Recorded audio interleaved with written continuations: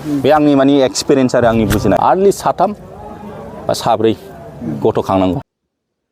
गथ' खांनायनि सायाव आरो पपुलेशन ग्रथनि सायाव मानगोनां डक्टर आलफ्रेड बर'नि सासे मुंदांखा इउटिउबार बा ससियेल मिडियायावहाय जाय गोबांथार जायगा आरो ब्लग्सफोर देखायो गोबां बिबुंथि लाखिदों।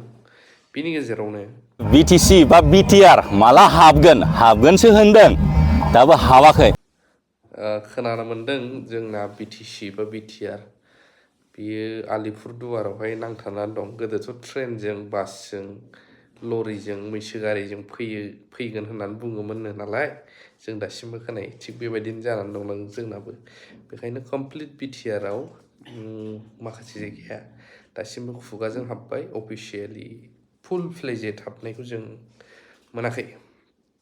दा लोगोसे बिनि सायावनो मा बुंलांदोंमोन गोनां डक्टर आलफ्रेड बसुमतारिया इम्पर्टेन्ट जागोन। दहायबो मोनसे होदोंमोन आं बेलेग, बै मोनसे चेनेल, नैबे गुबुन। जोंनि बे इण्डिया डेम'क्रेटिक गोबांथार राव दङ, हारिमु दङ, हारि दङ।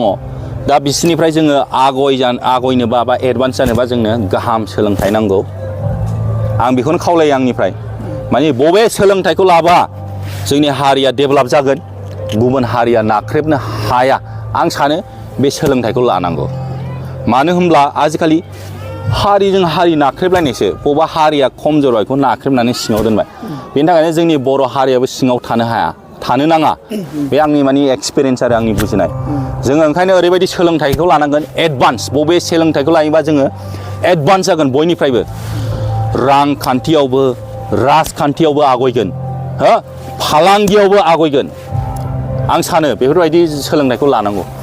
आंनिफ्राय बिबुंथिया बेनो। भारतनि गोबां बाहेरावनो बेरायना फैबाय। औ। नोंथांनि एक्सपिरियेन्सखौ एसे खोन्थागोन नामा? भारतनि आरो आङो माने भारतनि बाहेरायावबो बेरायबाय। बेनो आरो जों भारतनि बाहेरायाव बेरायोबा बिसोरो नोंनि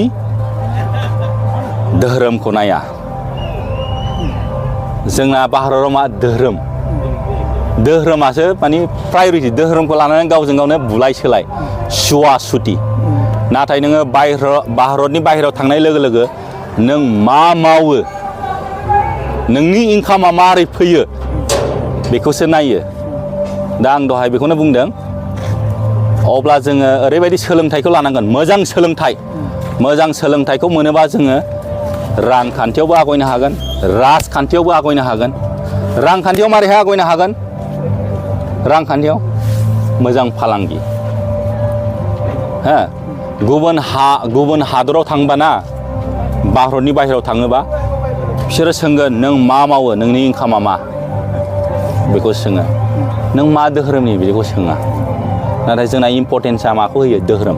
बेनिखायनो आं होनो धोरोमखौ जों इम्परटेन्ट होनो नाङा, गुबै सोलोंथाइखौ लानांगौ। गुबै सोलोंथाइ मोननाय लोगो लोगो जोङो मिन्थिगोन राजखान्थिया मा, रांखान्थिया मा। जोङो हारिखौ जौगानोबा जोंनो गुबै सोलोंथाइखौ लानांगोन आरो। बबे सोलोंथाइखौ जों लायोबा गुबुन हारिनिफ्रायबो जोङो एडभान्स गोजौआव आवगायनो हागोन। मानो होनबा जोंना गोबांथार रोखोमनि हारिफोर दङ ना, ट्राइब्स, जाथि, राव दङ। बबेबा हारिया खमजोरबा, पपुलेसना खमबा बेखौ नाख्रेबनाय। डेम'क्रेटिक कान्ट्रि, बुजिबाय? ओंखायनो जोङो पपुलेसनखौ बारायहोनांगोन। दा जों गोबांथार नुयोना गथ'फोरखौ सासेल' लायो। डेम'क्रेटिक कान्ट्रियाव पपुलेसन इज ए पावार होननाय दङ। ओंखायनो जों हागौमानि पपुलेसनखौ बारायहोनांगौ। आर्लि साथाम बा साब्रै गथ' खांनांगौ।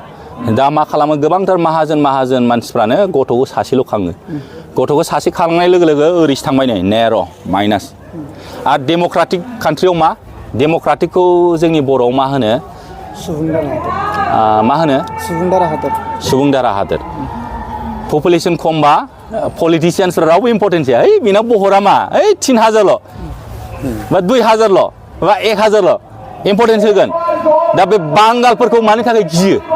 पपुलेसना ओरैफोरबायदि, बिसोर भट इलेक्सनाव बिसोर टटेलि चेन्ज खालामनो हायो।